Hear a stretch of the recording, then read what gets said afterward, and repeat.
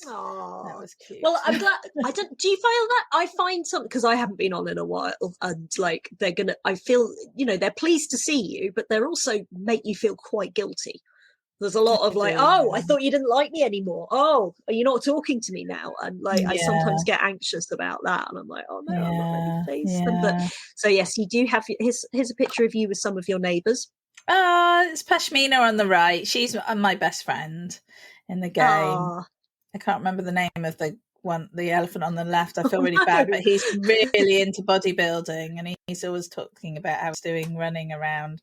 And then that's little Penelope in the background. She wants to be a pop star, and she loves pink. Everything is pink and very cute.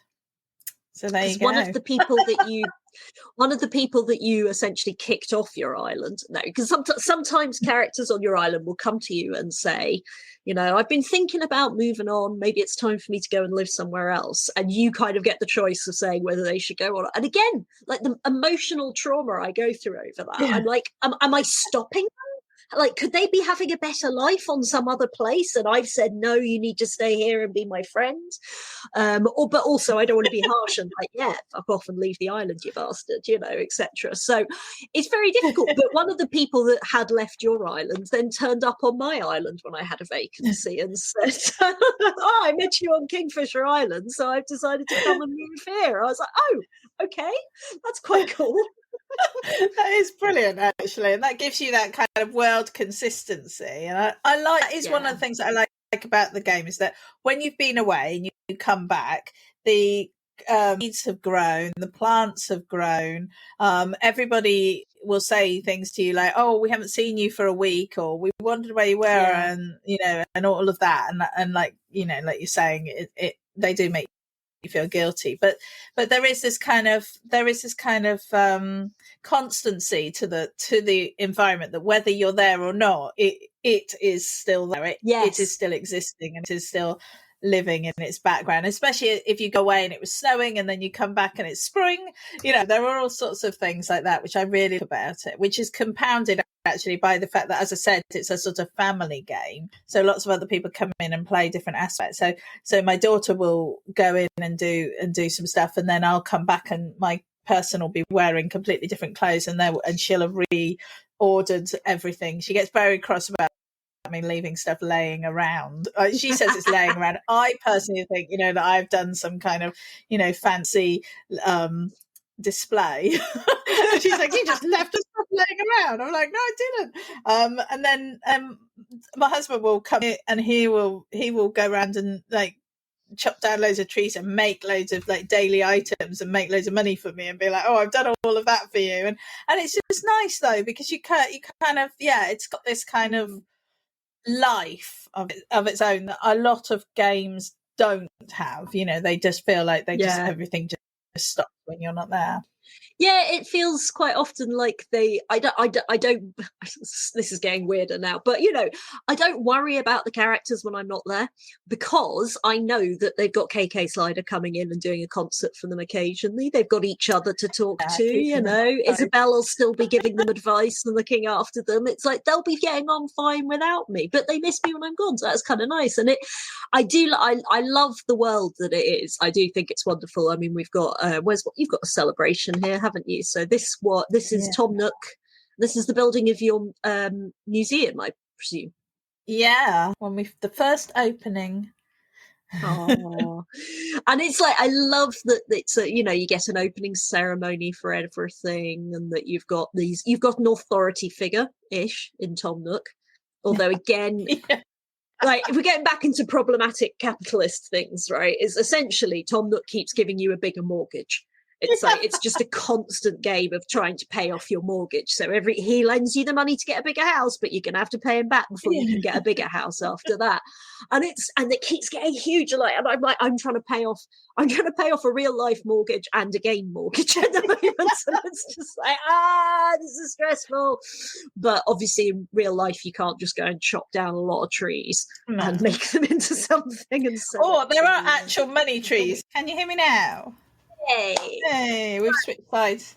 We'll just pretend that nothing happened there. So slight technical hitch, because all technology hates me today. But before my screen went to a blue screen of death, you were about to tell us about the money trees, the magic money trees that we have in Animal Crossing. Yeah, well, one of the main ways that you make money in the game is you go around and you dig up holes in the ground, little sort of cracks in the ground, and you can get out fossils. And then you get then you get them assessed, and then you can sell them for lots of money, or put them in the museum, which we have to talk about the museum as well. Yes. But before we get onto that, so one of the other things that you find on the ground is a glowy dot, and if you dig that up, you get a bag of gold, and if you put some money in the hole, you grow a money tree.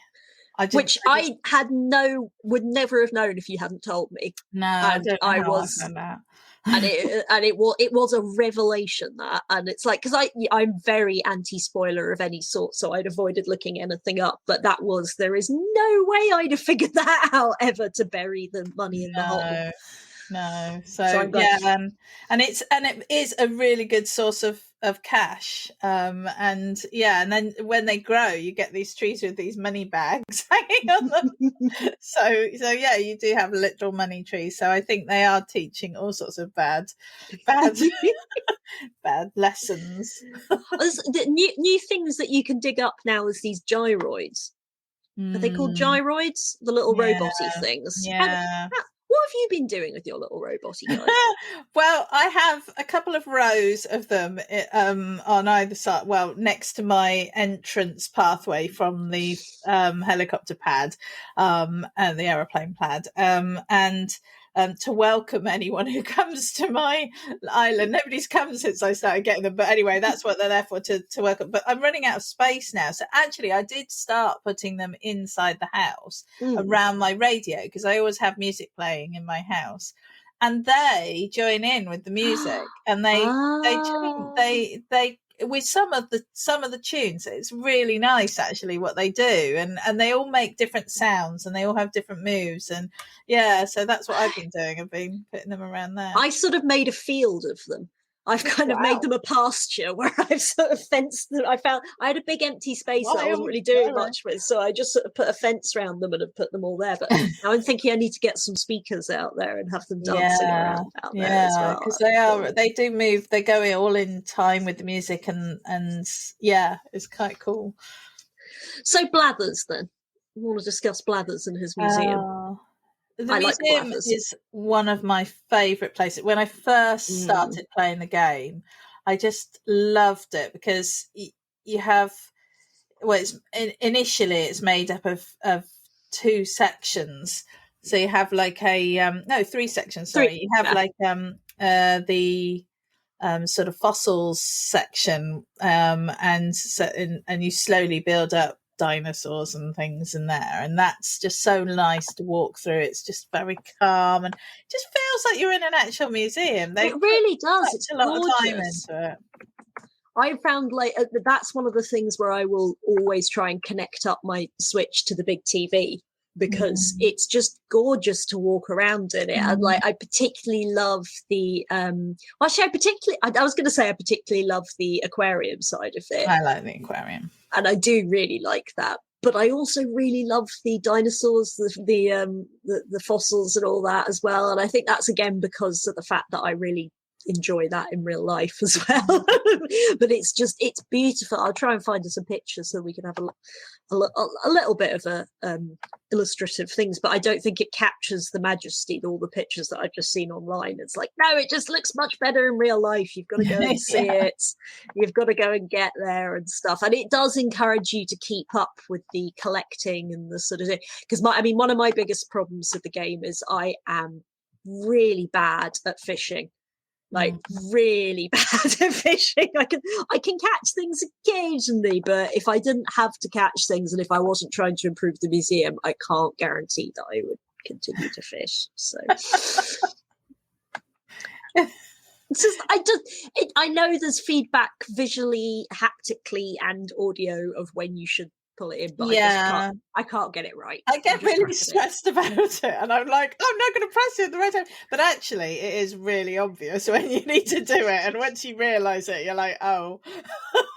But you can't do it without. I can't do it if I haven't got the sound. I have to have the sound. Yeah. To know when to do it. So here's a picture of the museum from the internet. It's not as good, but a little bit of that. And then later on, you get the addition of the art section. Yeah. Buying art from a dodgy art dealer, Fox. Who calls you cousin? That little...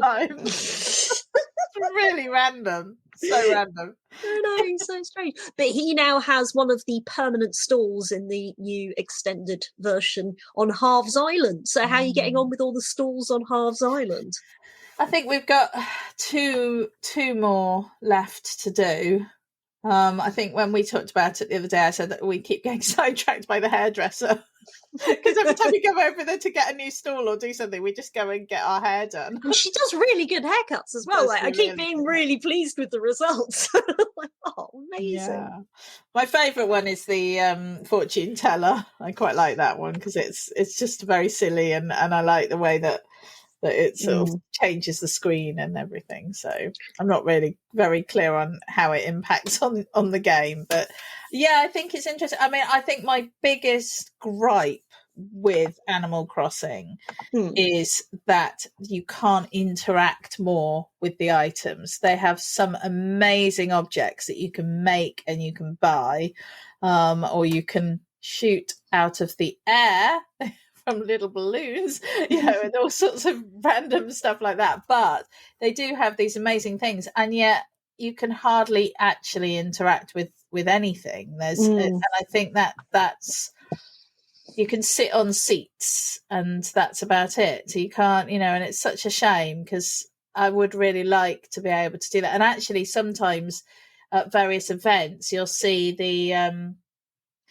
other animals on your island will have do stuff, and they can do more than you can do, and that's frustrating. So because I mean there is more interaction than is sometimes, like when you came to visit my island and you went up to my water well and made it do so. I was like, I didn't know it could do that.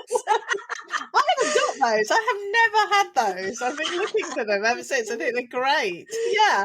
So some things you can interact with and you just don't realise, and there is very little like tutorial aspect to it, or like quick tips, like normally on a game when it's loading, and it's not like there's not a loading screen, right? I spend a lot of time looking at a black screen with that little palm tree in the bottom corner, and I just feel like a few little quick tips there wouldn't do any harm. Sort of, did you know if blah blah blah. I think they've added them in actually since the last update. I'm so out of date. Well, I don't know, because you can set them off, but they were on for me. So yeah, but I think that's because that was really valid feedback. And I mean, it's like you were saying about the sea. When I first started playing, they didn't have anything. You couldn't do anything with the sea. That was an update that came in the middle of the summer in 2020. So that's always promising though, is when they look like they're still developing, and the fact that they're going to continue developing. Obviously they introduced the DLC last year, which I did buy, and I then said to you, I don't think it's worth buying until you want something more to play. So I presume you still not I haven't got it yet.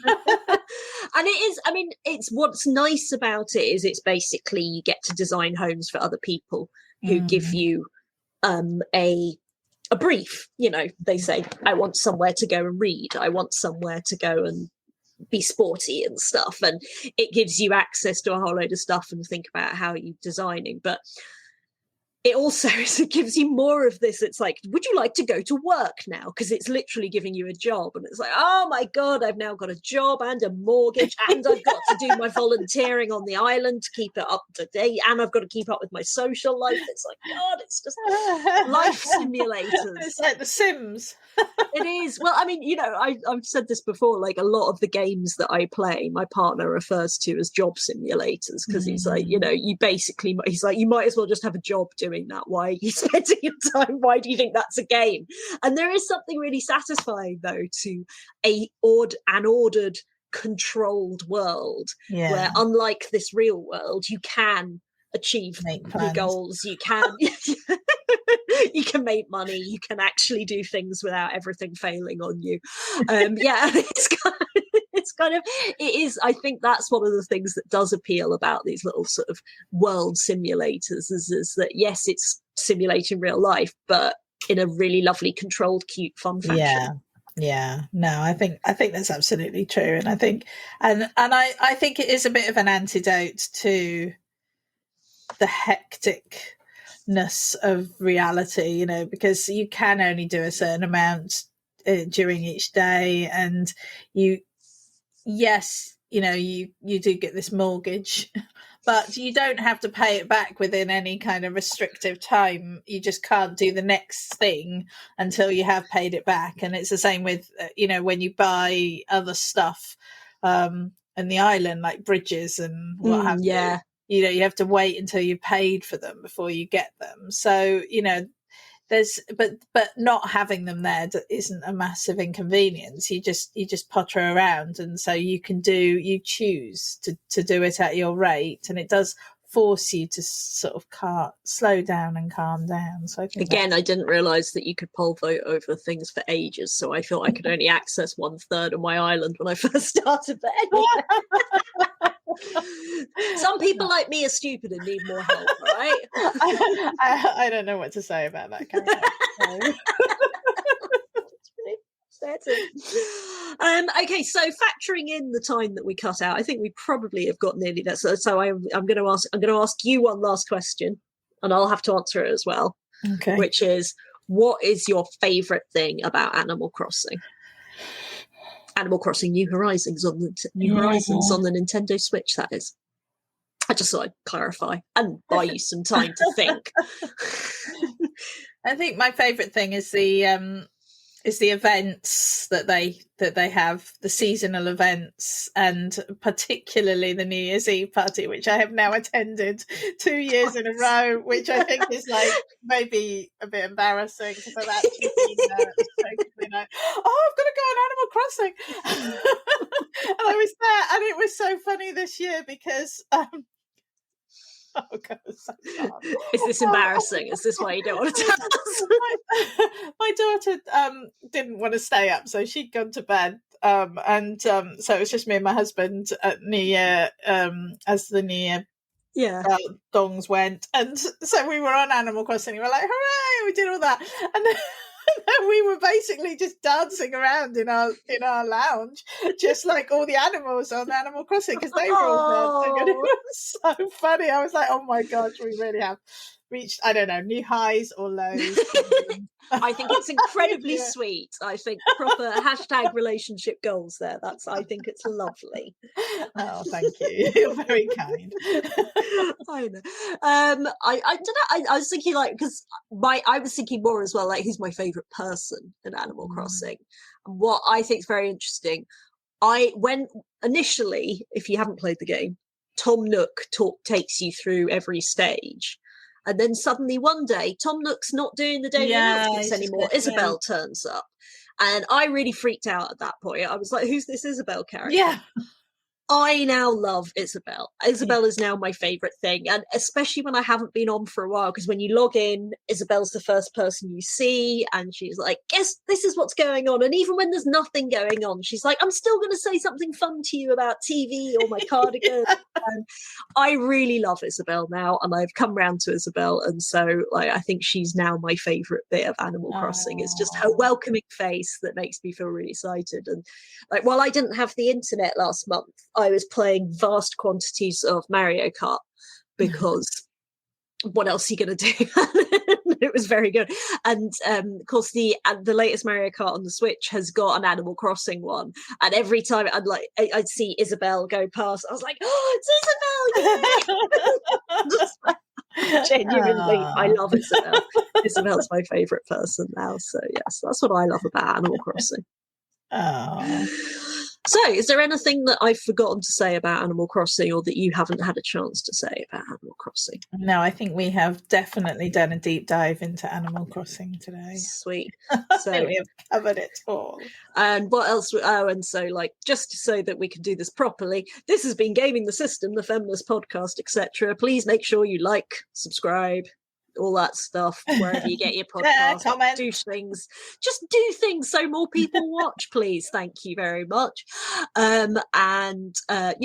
Obviously wherever you get your podcasts, but if you do get your podcasts on Spotify, then may I suggest you stop giving them money and give your money to Tidal instead, because Tidal don't really do podcasts, but Spotify support Joe Rogan and I don't.